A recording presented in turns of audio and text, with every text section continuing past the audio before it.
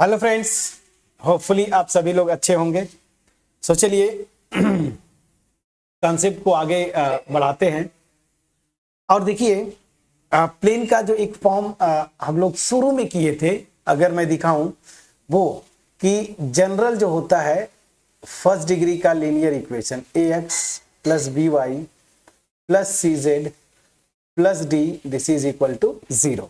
ये general form जो होता है ना तो यहां पे क्या होता है कि ए बी सी जो होते हैं वो जो प्लेन का नॉर्मल होता है उसके डायरेक्शन रेशियोज होते हैं। तो ये वाला इक्वेशन भी मैंने बताया नहीं, वो यहां से आप डिराइव कर सकते हैं। सेकेंड फॉर्म जो आपने किया था ना, देखिए यहां से, यहीं से आप डिराइव कर सकते हैं। तो कैसे, चलिए वेक्टर फॉर्म से आते हैं और वहां से देखते हैं। देखिए यही था ना, are bar minus A bar dot M बार, ठीक है ना। तो इसको कैसे लिख सकते हैं, ध्यान दीजिए, आर बार माइनस ए बार, ठीक है ना, into n bar this is equal to 0। अब जो आपने एज्यूम किया था, आर बार को आपने लिया था एक्स आई प्लस वाई जे प्लस, अच्छा मैं प्रॉपर लिख देता हूं, चलिए आपको साफ साफ मैं बता दूं, पहले ये भी एक यहीं पे करवा देता हूं। तो जैसे देखिए ये आर बार को आप लिखते हैं एक्स आई कैप प्लस वाई जे कैप प्लस जेड के कैप, ठीक है ना, दिस माइनस यहां पे ए को आपने लिया था for example x1 i plus y1 j plus z1 k, मतलब जिस पॉइंट से पास करता है प्लेन, ये दिस और डॉट एन बार, अब ये n bar this is equal to 0। अब ध्यान दीजिएगा यहां पे जो एन बार है वो एन बार होता क्या है, ये होता है ए आई प्लस बी जे प्लस सी के, ठीक है ना, ये होता है। अब चलिए यहां पे एक चीज ध्यान दीजिएगा, अब अगर मैं पहले इसी को आता हूं तो इसको आप क्या लिख सकते हैं, इस वाले इक्वेशन को are bar dot n bar minus A bar dot n bar. अब ध्यान दीजिए यहां से जब आप करेंगे, अगर नॉर्मल ये जो था ना, नॉर्मल वेक्टर मतलब प्लेन का अगर नॉर्मल जो है उसके डायरेक्शन रेशियो यहाँ पे क्या है ए बी सी, तो यहाँ पे जब आप डॉट प्रोडक्ट लेंगे तो क्या आ जाएगा a x plus b y plus c z, और ये क्वांटिटी नंबर्स हैं, ये भी नंबर्स है, तो जो भी क्वांटिटी आएगा उसको मैं लिख देता हूं d this is equal to 0। तो ये क्या हो जाएगा a x plus b y plus c z, मान लीजिए, और प्लस इसको मान लीजिए क्वांटिटी को मैं के लिखता हूं, जो भी ये डॉट प्रोडक्ट निकालेंगे के, अब ये माइनस के को मैं प्लस डी लिख दिया दिस इज इक्वल टू 0। तो जो आप पढ़े थे ना कार्टेशियन फॉर्म में फर्स्ट डिग्री का लीनियर इक्वेशन, देखिए वो आ गया कि नहीं आ गया, प्लीज बोलिएगा। तो मतलब क्या हुआ कि वो जो फर्स्ट डिग्री का linear equation x y z में प्लेन को रिप्रेजेंट करता है वो यहां से भी डिराइव होता है।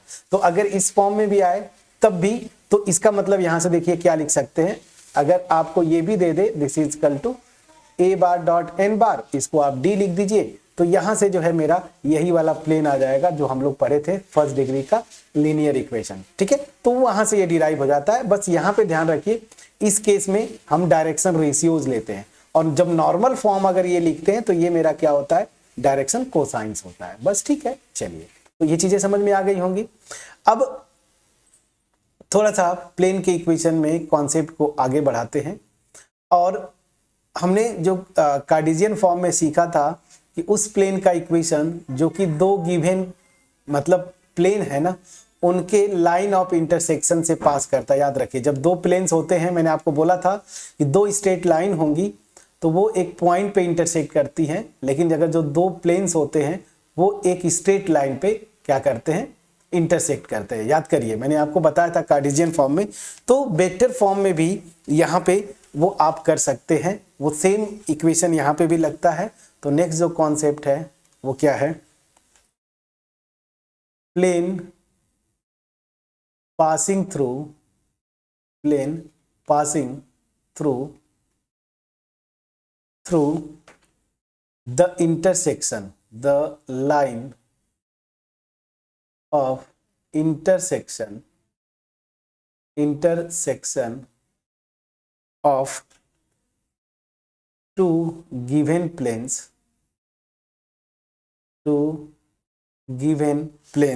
क्या आर बार, ठीक है ना। अब मान लीजिए अगर नॉर्मल फॉर्म में दिया है तो ऐसे दे देगा, this is equal to d1 and r bar n2 this is equal to d2।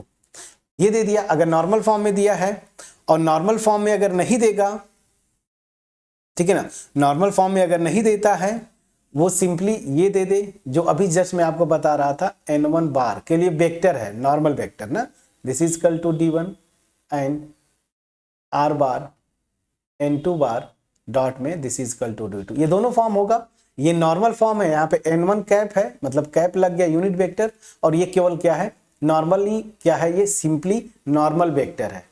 तो यहाँ पे डायरेक्शन रेशियो जाएंगे, यहाँ पे क्या होगा, डायरेक्शन कोसाइंस, दोनों फॉर्म में आपको दे देगा, तो दोनों तरीके से आप कर सकते हैं। तो यहाँ पे क्या होता है, ठीक है, जनरली वो जो होता है आपका जो बार मतलब ये यूनिट, चलिए दोनों में कर देता हूं। अगर ये आपको दे दिया नॉर्मल फॉर्म में, और ये क्या है, सिंपली जो सेकेंड फॉर्म था मेरा ना, यहाँ पे डायरेक्शन नॉर्मल का डायरेक्शन रेशियोज, और यहाँ पे नॉर्मल का डायरेक्शन कोसाइंस, मतलब ये नॉर्मल फॉर्म ऑफ प्लेन है, और ये जनरल जो हम लोग निकालते हैं ना वो है। दोनों फॉर्म में मैं बता देता हूं। तो अगर ये दिया है तो उस केस में क्या हो जाता है, r बार डॉट n1, अगर मैं कैप की बात करता हूं तो n1 cap plus lambda times n2 cap this is equal to d1 plus lambda d2, ये हो जाएगा। मतलब अगर नॉर्मल फॉर्म में दिया है तो, और ये जनरल है ना, यहाँ पे डायरेक्शन रेशियो हो जाती है। मतलब क्या है, यहाँ पे जो ओरिजिन से परपेंडिकुलर ड्रॉप करते हैं ना, तो उसके अलोंग यूनिट नॉर्मल वेक्टर है, और ये सिंपली क्या है, प्लेन दिया है जो कि पैरेलल है वेक्टर n1 के, पैरेलल नहीं परपेंडिकुलर है, मतलब ये नॉर्मल वेक्टर है, प्लेन के नॉर्मल वेक्टर n1। तो यहाँ पे डायरेक्शन कोसाइंस आएंगी और यहाँ पे डायरेक्शन रेशियोज होंगे। तो अगर ये दिया तब ये हो जाएगा, और सेकेंड दिया तब भी यही होता है, तब भी यही होगा, बस n कैप की जगह नॉर्मली आप ये वेक्टर लिख देंगे, बस वही होता है, ठीक है ना, this is equal to d1 plus lambda d2। तो दोनों तरीके से आप, दोनों किसी भी फॉर्म में दिया है आपका ये इक्वेशन होता है। अब यही से आप कार्टेशियन भी डिराइव कर सकते हैं, जैसे यहीं पे अगर आप ले लेते तो भी आप वही जो प्लेन का इक्वेशन लिखते थे ना, उसी फॉर्म में आ जाएगा जो हम लोग ये लिखते थे ना, a1x प्लस b1y, मतलब कार्टेशियन में आप बदलना चाहेंगे c1z minus d1 plus lambda times a2x plus b2y plus c2z minus d2 this is equal to 0, यही करते थे ना। तो बस ये कार्टेशियन फॉर्म में देखिए सिंप्लीफाई करेंगे तो वही आ जाएगा। क्लियर है? तो मतलब अगर वेक्टर फॉर्म में दे दे तो इस तरीके से फार्मूला बनता है। याद कैसे करना है, कुछ नहीं, r बार डॉट, चाहे यूनिट नॉर्मल वेक्टर हो चाहे ये केवल नॉर्मल वेक्टर, ये यूनिट नॉर्मल यहाँ पे नॉर्मल ना, बस कुछ नहीं करना है। तो n1 अगर कैप में दिया है तो n1 cap plus lambda times n2 cap, और अगर यहाँ पे दिया है तो n1 plus lambda n2, please check करिए, ठीक है। चलिए तो यहाँ पे हो गया। अब देखिए इस पे एक छोटा सा न्यूमेरिकल कर देता हूं ताकि चीजें अगर आ जाए तो आप कर सकें वेक्टर फॉर्म में। जैसे चलिए एक एग्जांपल करता हूं, क्वेश्चन क्या है, find the vector equation of the plane passing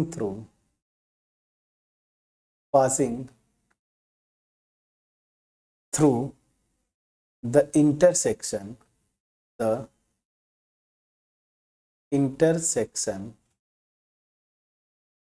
of planes। देखिए यहाँ पे दिया है r bar dot i plus j plus k cap this is equal to 6 and r bar 2i plus 3j plus 4k cap this is equal to -5 and the point 1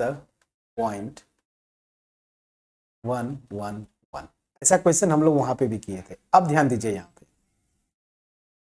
इन दोनों में क्या है, graphically अगर समझे तो जैसे मैं सिंपली आपको बता रहा हूं, ये मान लीजिए एक्स एक्सिस, ये वाई एक्सिस और ये जेड एक्सिस, ये मेरा प्लेन है।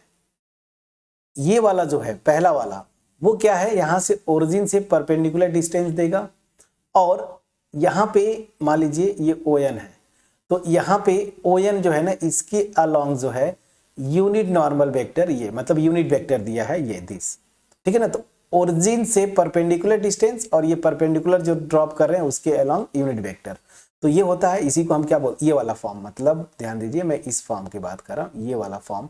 अगर प्लेन का इक्वेशन इस फॉर्म में दिया है तो चलिए ये वाला, हाँ, ये वाला फॉर्म क्लियर।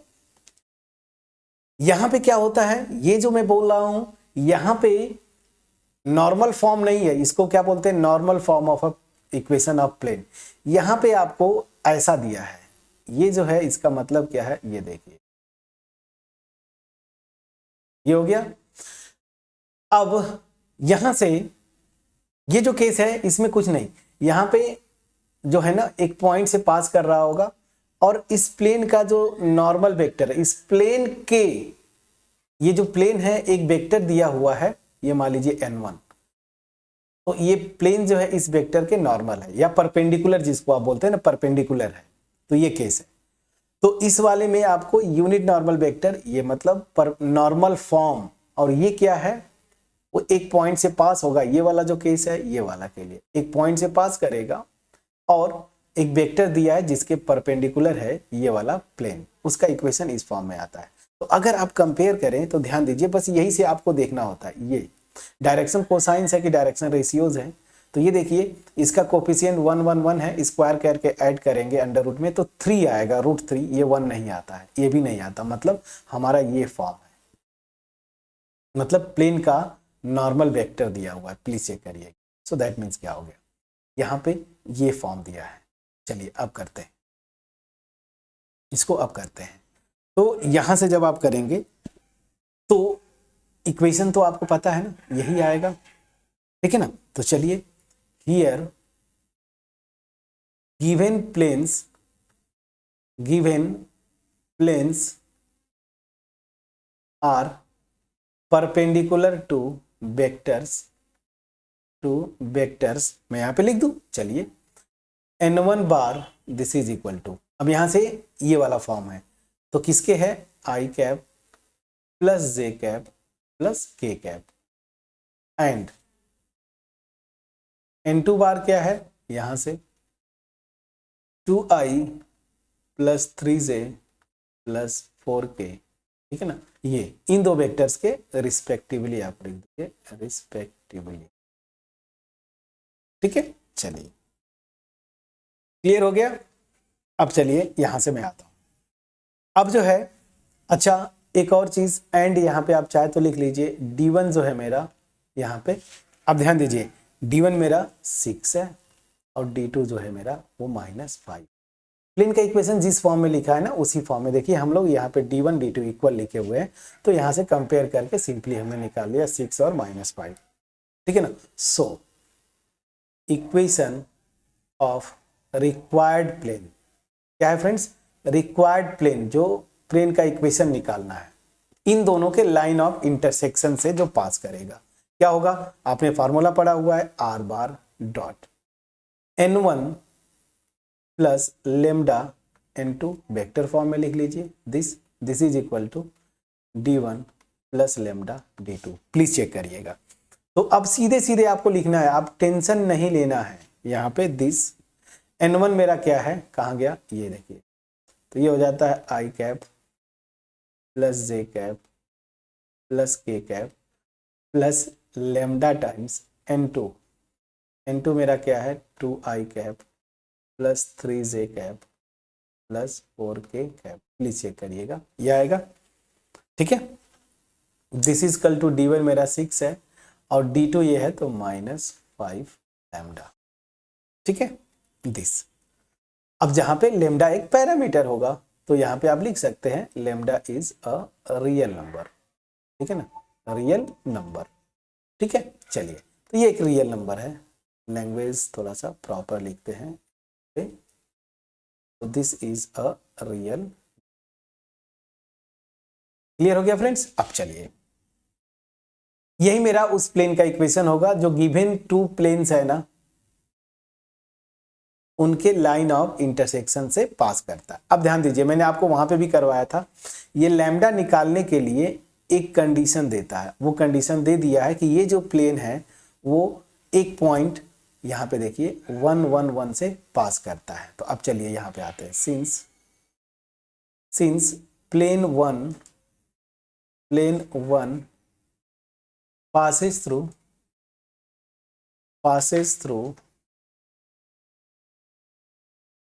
1 1 1 इससे पास करता है, तो यहां पे रख दीजिए। अब यहां पे लेटिंग, यहां पे आप एज्यूम कर लीजिए, लेट आर बार को आप एज्यूम करते थे ना जनरल, क्या एक्स आई कैप प्लस वाई जे कैप प्लस जेड के कैप। प्लीज चेक करिएगा।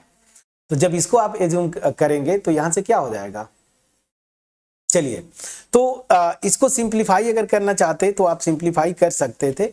एनीवेज चलिए मैं यहां पे लिखता हूं, तो ये क्या हो जाएगा, पहली चीज देखिए, एक्स आई कैप प्लस वाई जे कैप प्लस जेड के कैप। प्लीज चेक करिएगा, यहां से ये डॉट प्रोडक्ट, इन दोनों को एक साथ लिख लीजिए, तो 1 plus 2 lambda i cap plus 1 plus 3 lambda j cap plus 1 plus 4 lambda k cap. Please check करिएगा, दिस और this is equal to 6 minus 5। ठीक है, अब चलिए, अब यहां से चूंकि ये पास किससे करता है, अब देखिए यहीं पे पहले मल्टीप्लाई कर लीजिए, मतलब डॉट प्रोडक्ट ले लीजिए। डॉट प्रोडक्ट लेंगे तो क्या आएगा, 1 प्लस 2 लैम्डा, प्लीज चेक करिएगा, into x plus 1 plus 3 lambda into y plus 1 plus 4 lambda into z, this is equal to 6 minus 5। ठीक है ना, अब यहां से पास करवा दीजिए 1 1 1 से, जहां जहां x है 1 1 1 रखेंगे तो यही से आपका सारी चीजें अपने आप आ जाती हैं। तो देखिए क्या आ जाएगा, यही से ध्यान दीजिए, 1 रखेंगे तो 1 प्लस 2 लैम्डा, यहां से 1 प्लस 3 लैम्डा, क्योंकि x y z की जगह 1 रखेंगे, और यहां से 1 plus 4 lambda, this is equal to 6 minus 5 lambda.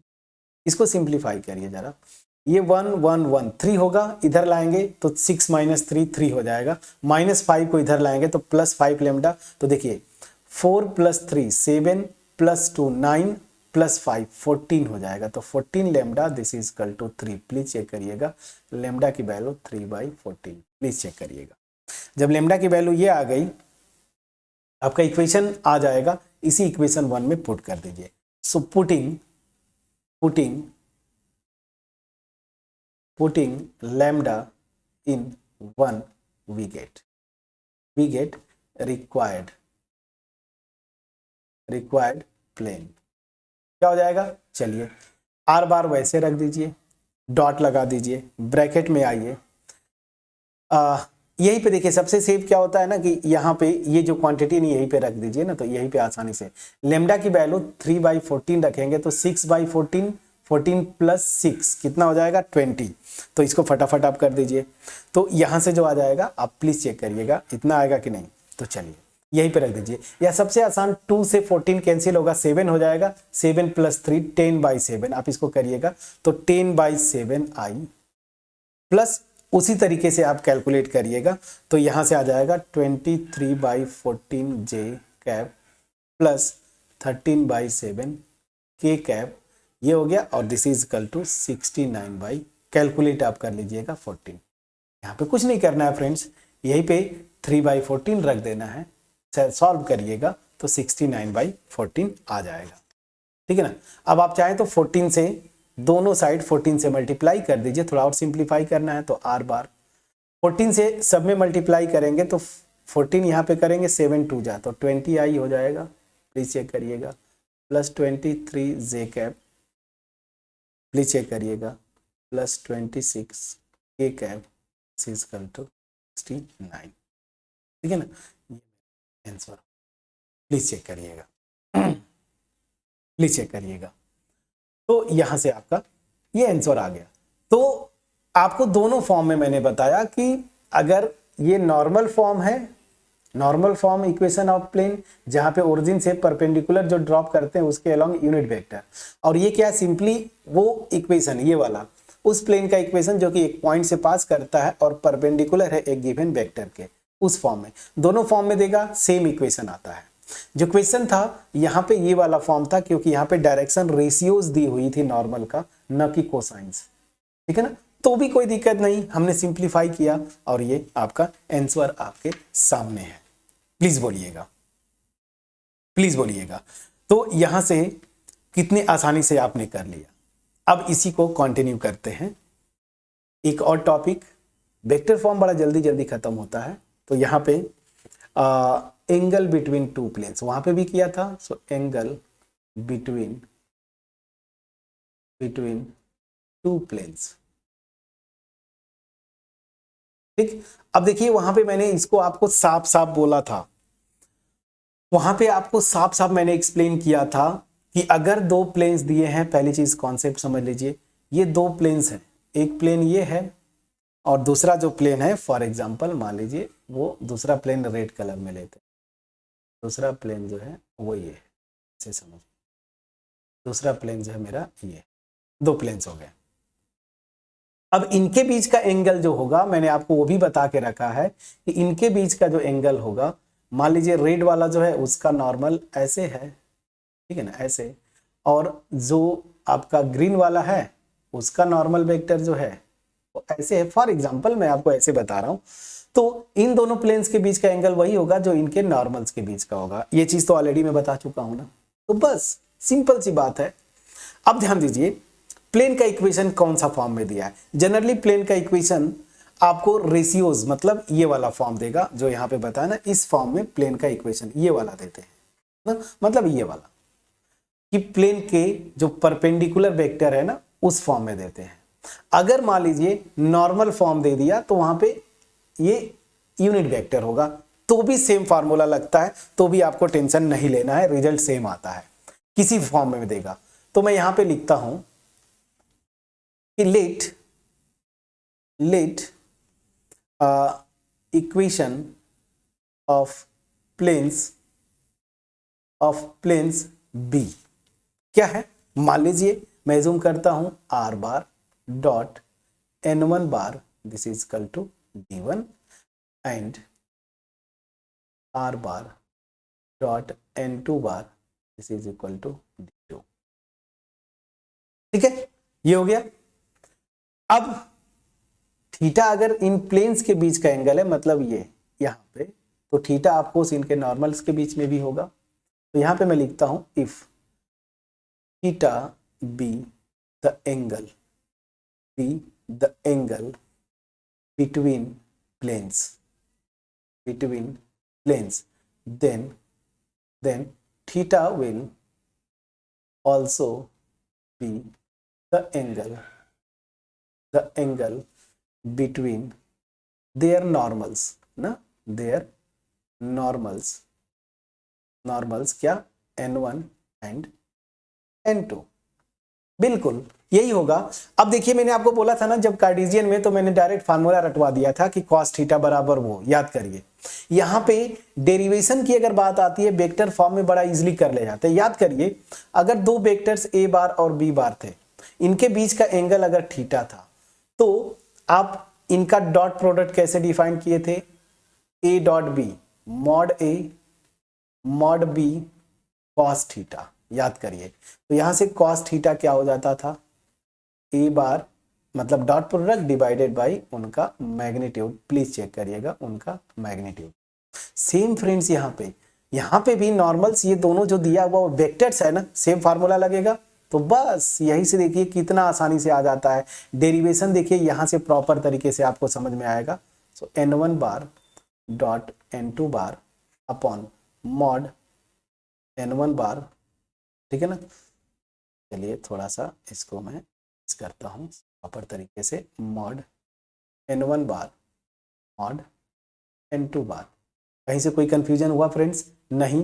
तो वहां पे मैंने कार्टेशियन में आपको फार्मूला रटवाया था, यहां पे मैं उसका डेरिवेशन कर दिया। तो क्या हुआ, प्लेन्स दिए होंगे, ऑब्वियस ही बात है, ये नॉर्मल्स या तो नॉर्मल वेक्टर देगा, ठीक है ना, मतलब वो वेक्टर जिसके परपेंडिकुलर होते हैं ना, यही ना, प्लेन के परपेंडिकुलर वेक्टर यही है, ठीक है ना, n1 n2। बस यहाँ पे ये पहचानिए और फार्मूला लगा दीजिए, आपका आंसर आ जाएगा, ठीक है। चलिए अब यहाँ पे ध्यान दीजिएगा, यही से कार्टेशियन भी डिराइव कर सकते हैं। मैंने आपको बोला ना कि वेक्टर अगर आप पढ़ लेते हैं तो कार्टेशियन फॉर्म भी आप कार्टेशियन फॉर्म भी आप डिराइव कर सकते हैं। कैसे? बस आसानी से देखिए, लेट, अब ध्यान दीजिए, प्लेन का इक्वेशन जो भी लिखा रहेगा, प्लेन का इक्वेशन कैसे लिखा रहेगा, इस केस में अगर आएंगे तो कैसे लिखेगा, let equation of planes be, वो किस फॉर्म में लिखेगा, a1x plus b1y plus c1z plus d1 या इक्वल टू d1, यही लिखेगा ना। चलिए मैं इक्वल टू d1 कर देता हूं, इक्वल टू d1। उसी तरीके से a2x plus b2y plus c2z is equal to d2, इस फॉर्म में दे दिया कार्टेशियन में।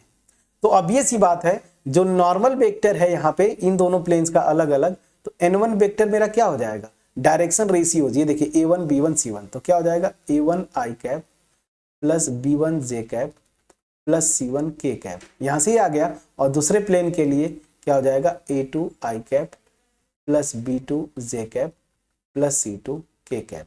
प्लीज चेक करिएगा, अब उठा के इस इक्वेशन में रख दीजिए, तो cos थीटा का फार्मूला क्या हो जाएगा, बस इन दोनों का डॉट प्रोडक्ट करेंगे तो क्या आएगा, a1 a2 plus b1 b2 plus c1 c2 upon n1 का मॉड मैग्नीट्यूड, तो इसका magnitude a1 square plus b1 square plus c1 square multiplied by दूसरे का तो a2 square plus b2 square plus c2 square.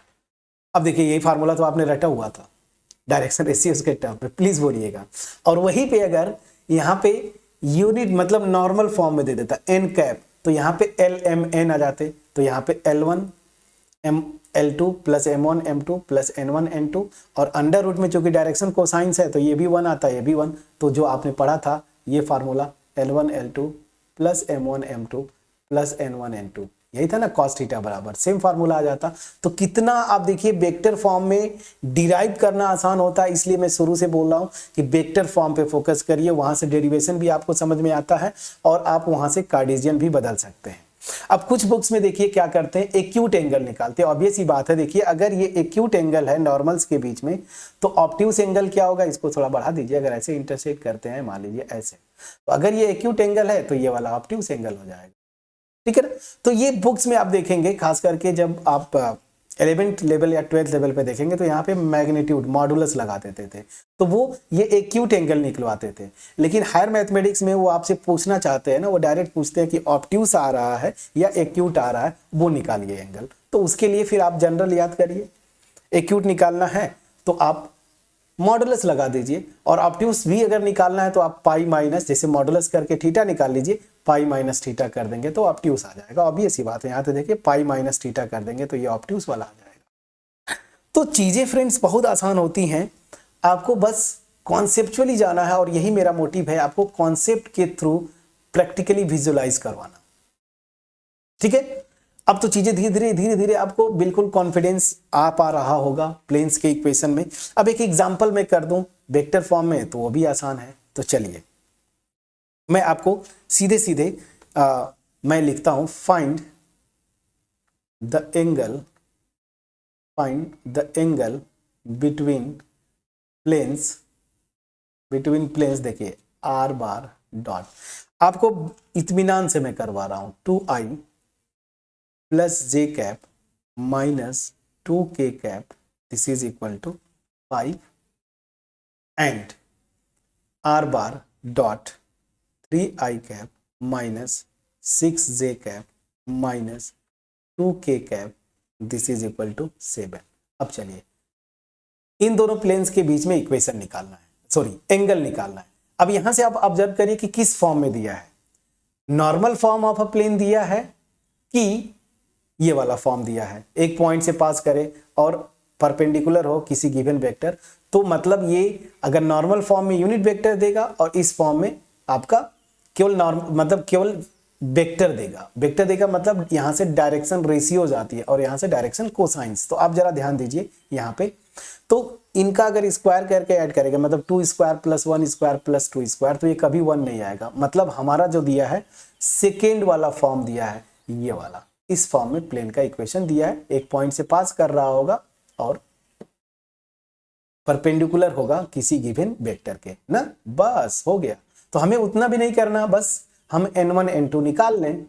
मतलब ये दोनों planes किन वेक्टर्स के परपेंडिकुलर है, तो बस हो गया। यहां से देखिए हियर n1 बार मतलब वेक्टर, ये इसी वेक्टर के परपेंडिकुलर है प्लेन, तो ये क्या है 2i cap plus j cap minus 2k cap and n2 bar क्या हो जाएगा वो यहां से निकाल लीजिए 3i cap minus 6j cap minus 2k cap. Please check करिएगा फ्रेंड्स, मैं फिर से बार बार आपको बोल रहा हूं, अगर कहीं पे डाउट होगा तो प्लीज आप हमें कमेंट सेक्शन में लिखिएगा, और जैसे ही टॉपिक चल रहा है ना तभी आप लिखिएगा। ये नहीं कि बाद में अब 6 मंथ्स बाद आप बोले कि सर और एग्जाम्पल करवा दीजिए, तो फिर थोड़ा सा वो उस समय कुछ और टॉपिक चल रहा होगा तो वो टॉपिक छोड़ के वापिस आना थोड़ा मुश्किल होता है। तुरंत आप बोलिए कि सर यहाँ पे दिक्कत हो रही है या नहीं समझ में आया, तो मैं उसको एक्सप्लेन करने की कोशिश करूंगा, मे बी कमेंट सेक्शन में जाके या फिर वीडियोस बना के। और अगर समझ में आ जाएगा बहुत बढ़िया, तब भी कमेंट सेक्शन में आप करें, लाइक करें और फ्रेंड्स को जरूर आप शेयर करिए। एनीवेज ठीक है, डाउट होगा तो आपको कमेंट जरूर करना है। हालांकि मेरी पूरी मैं कॉशन लेके चल रहा हूँ, बिल्कुल डिटेल में जाके एक्सप्लेन करने की कोशिश कर रहा हूँ। तो यहाँ पे आप लिखिए if theta be angle between them, मतलब प्लेन्स के बीच का अगर एंगल थीटा है तो यहाँ से cos theta this is equal क्या हो जाएगा, फार्मूला आपको पता है n1 n2 upon mod n1 mod n2, यही होगा फ्रेंड्स। बस फार्मूला रख दीजिए, इन दोनों का डॉट प्रोडक्ट निकालना जानते हैं, 3 2 जा 6 माइनस 6 और ये तो ये माइनस 6 माइनस 2 और दिस तो ये प्लस 4 अपॉन स्क्वायर रूट में 4 प्लस 1 प्लस 4, ये चीजें आप जानते हैं, 9 प्लस 36 प्लस 4, ये हो गया। अब this is equal to 4 upon under root, यहाँ से ये 3 हो जाएगा और यहाँ से देखिए 36 4 49 मतलब 7, तो अल्टीमेट कितना आ जाएगा 4 अपॉन 21। प्लीज चेक करिएगा। तो यहाँ से कॉस थीटा की वैल्यू ये आई, तो थीटा जो एंगल है वो क्या हो जाएगा, आप सिंपली लिख दीजिए कॉस इनवर्स 4 अपॉन 21, ये मेरा आंसर हो गया। यही एंगल बनेगा इन दोनों प्लेन्स के बीच में। प्लीज बोलिएगा फ्रेंड्स अगर कहीं पे कोई डाउट है। ठीक, अब इसी में एक और कॉन्सेप्ट है, उसको भी कर लेते हैं। वीडियो का लेंथ बड़ा तो हो गया होगा बट ठीक है, इसको कंप्लीट करते हैं वेक्टर फॉर्म को। चलिए कुछ और टॉपिक जैसे डिस्टेंस वाला भी मैंने बताया था आपको, बहुत आसान। तो क्या है distance of a point from a plane, ठीक है ना, ये भी बहुत आसान है। यहां पे क्या बोल रहा है, ये प्लेन है, ठीक है ना, ये प्लेन है, इसका इक्वेशन मान लीजिए r bar dot n bar this is equal to for example d दिया हुआ है, ठीक है ना, या मैं ऐसे लिख दूं n बार मतलब इस फॉर्म में ये वाला n वेक्टर लिख दिया। तो ये क्या है, ये प्लेन का इक्वेशन जो कि परपेंडिकुलर है गिवन वेक्टर n बार, यही केस हमने किया था, ठीक है ना। तो यहां से देखिए ये इस केस में आ गया प्लेन का इक्वेशन, इस फॉर्म में लिख सकते हैं ना, आप बिल्कुल लिख सकते हैं। यहां से आपने किया हुआ है, सब कुछ आपके सामने है, ऐसा कुछ भी नहीं कि आपने नहीं किया। 2 फॉर्म हमने किए थे। अब चलिए थोड़ा सा ये यहाँ ये देखिए, यही तो है, इसी को मैंने बोला था ना a और डॉट n बार को मैं d लिख रहा हूं, तो देखिए यही से तो वो डिराइव्ड है। तो आप इस फॉर्म में आपने प्लेन का इक्वेशन एज्यूम किया। अब यहाँ पे क्या है, एक पॉइंट देगा, मान लीजिए कोई भी पॉइंट है, मान लीजिए ए, जिसका पोजीशन वेक्टर ओरिजिन के रिस्पेक्ट में ए बार है। अब यहाँ पे आप कोऑर्डिनेट एक्सिस बना सकते हैं, एक्स एक्सिस, वाई एक्सिस और जेड एक्सिस, ठीक है ना। यहाँ से ए पोजीशन वेक्टर दे दिया है ए बार।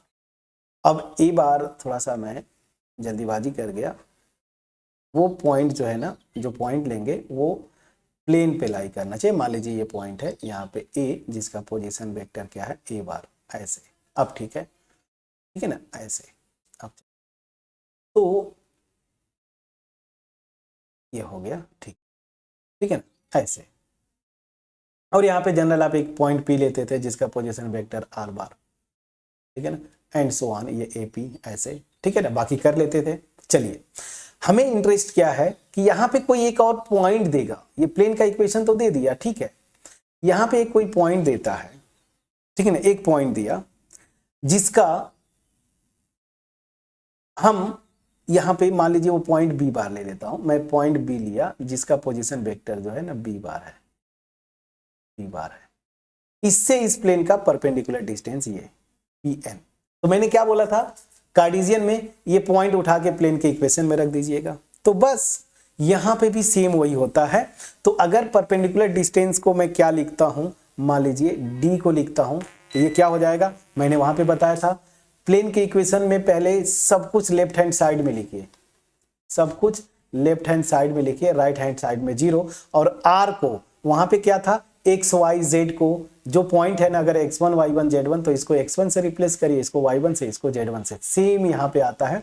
तो यहाँ पे b बार अगर है तो r बार की जगह मैं b बार लिख दूंगा, डॉट n बार माइनस डी, ठीक है ना, अपॉन, याद करिए क्या था, डायरेक्शन जो नॉर्मल के डायरेक्शन रेशियोज होते थे उनका अंडर रूट में a square plus b square plus c square, यहाँ पे नॉर्मल वेक्टर ये है तो n बार का मॉड।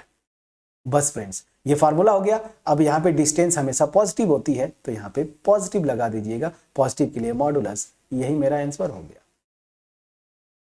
यही मेरा आंसर आ गया फ्रेंड्स, ठीक है ना। अब यही से कार्टेशियन भी डिराइव कर सकते हैं, बिल्कुल कार्टेशियन डिराइव कर सकते हैं। जो पॉइंट मेरा बी, जो ये मैं बोल रहा हूँ कैपिटल बी, इसके कोऑर्डिनेट्स अगर x1 y1 z1 है, और जो ये n बार वेक्टर ले रहे हैं वो मेरा x1 ai plus bj plus ck है। तो यहाँ पे जब रखेंगे तो ये डिस्टेंस क्या आएगी, रख के देखिए, जब डॉट प्रोडक्ट लेंगे तो आ जाएगा आपका ax1 plus by1 plus cz1 minus D, ठीक है ना, अपॉन अंडर रूट में मॉड ऑफ n इसका, तो a square plus b square plus c square, यहाँ पे मॉडुलस। यही तो फार्मूला रटे थे फ्रेंड्स आप, ax plus b y plus c z minus d equal to 0 अगर ये प्लेन था, ठीक है ना, और x1 y1 z1 जो पॉइंट है उससे परपेंडिकुलर डिस्टेंस, तो यही तो निकालते थे, यही फार्मूला तो रटे थे। तो देखिए वेक्टर फॉर्म इंपॉर्टेंट होता है, यहां से आप अगर याद कर लेते हैं तो यहां से कार्टेशियन बार बार बनाना आसान होगा। तो इसलिए मेरा सजेशन है आपको कि वेक्टर फॉर्म को आप याद करें, कार्टेशियन को आप अगर नहीं भी याद है तो वेक्टर फॉर्म रटना, अगर आप बोलते हैं तो वेक्टर फॉर्म को रटिए, कार्टेशियन फॉर्म को समझते हुए चलिए। अगर प्रैक्टिस में है तो बहुत अच्छी बात, दोनों याद कर लेते हैं बहुत अच्छी, अदरवाइज तुरंत आप कार्टेशियन यहां से डिराइव कर सकते हैं। क्लियर है? तो देख लीजिए आपके सामने है। अब यहां से एक एग्जाम्पल मैं कर देता हूं ताकि चीजें थोड़ी सा आसान हो जाए। तो चलिए वेक्टर फॉर्म में मैं लूंगा example, find distance of point 2 5 minus 3। अब यहां पे डिस्टेंस बोल रहा हूं फ्रेंड्स, मतलब आपको, चलिए थोड़ा सा लेट से लिखा है, तो आप जैसे देखिए 2 5 और माइनस 3 फ्रॉम द प्लेन,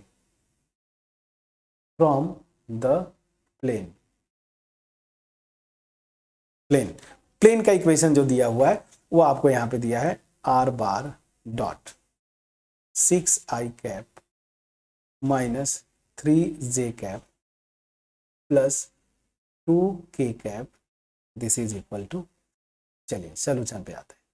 कितना आसान है, कितना आसान है, यहां पे देखिए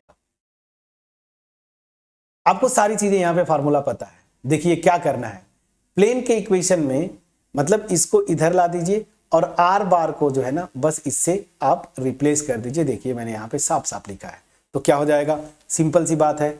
सो डी फार्मूला आपको पता है क्या होगा, आर की जगह इससे रिप्लेस करेंगे ना तो ये क्या हो जाएगा, देखिए एक्स आई प्लस वाई जे प्लस जेड के, तो रिप्लेस करिए तो क्या हो जाएगा, एक्स को 2 से तो 2i प्लस y को 5 से 5j प्लस जेड को यहाँ पे -3 है तो चलिए -3 के कैप, और इसका डॉट इसके साथ 6i -3j प्लस 2k और इधर -4, इसको इधर लाते हैं, हमेशा याद रखिए डी को, divided by mod of n vector इसका, तो इसका मैग्नीट्यूड निकालेंगे स्क्वायर रूट में 6 का स्क्वायर 36, 3 का स्क्वायर 9, 2 का स्क्वायर 4, यहाँ पे आप मॉडुलस लगा दीजिए, बस आंसर आपका आ गया।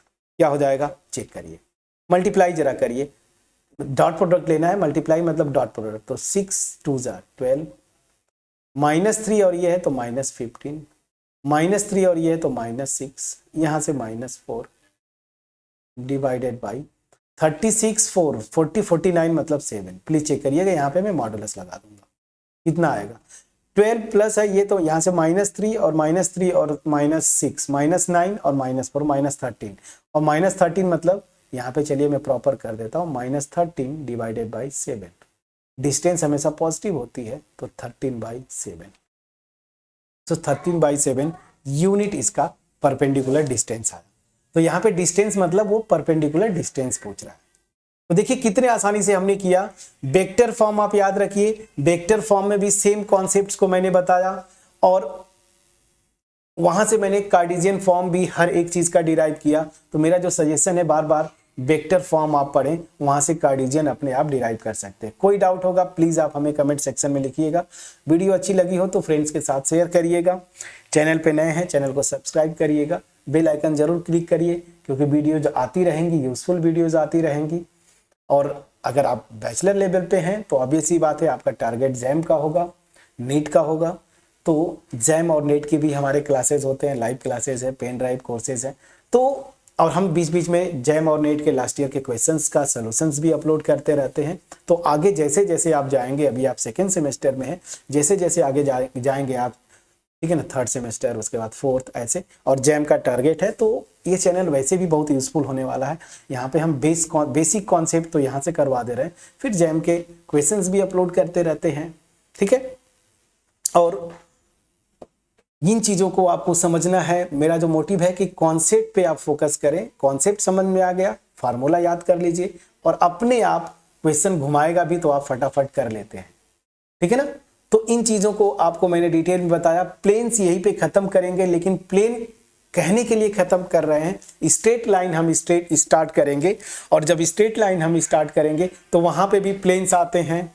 इसके बाद 3D में जब आप आगे बढ़ेंगे, कोन, सिलेंडर, आपका सिलेबस है स्फीयर्स, वहाँ पे भी प्लेन पीछा नहीं छोड़ेगा, स्ट्रेट लाइन पीछा नहीं छोड़ेंगी। तो इन सब चीज़ों को आपको डिटेल में जरूरत पड़ती रहेगी। तो अब हम स्टार्ट क्या करेंगे फ्रेंड्स, स्ट्रेट लाइन। और स्ट्रेट लाइन्स को मैं आपको बता दूं, ऐसे ही करेंगे। वहां पे जैसे मैंने यहाँ पे प्लेन को पहले कार्टेशियन किया, फिर जो है आपको वेक्टर फॉर्म किया। स्ट्रेट लाइन में ऐसा नहीं करेंगे। स्ट्रेट लाइन में हम वेक्टर फॉर्म ही लेके चलेंगे, और वहीं से हम कार्टेशियन फॉर्म भी डिराइव करते चलेंगे, और दोनों फॉर्म पे जो न्यूमेरिकल बनते हैं उनको हम करने की कोशिश करेंगे साथ साथ। होपफुली मेरा एफर्ट आपके पास पहुंच पाया होगा। मिलते हैं नेक्स्ट वीडियो में, तब तक अपना ख्याल रखें, पढ़ाई करते रहें। Thank you so much friends.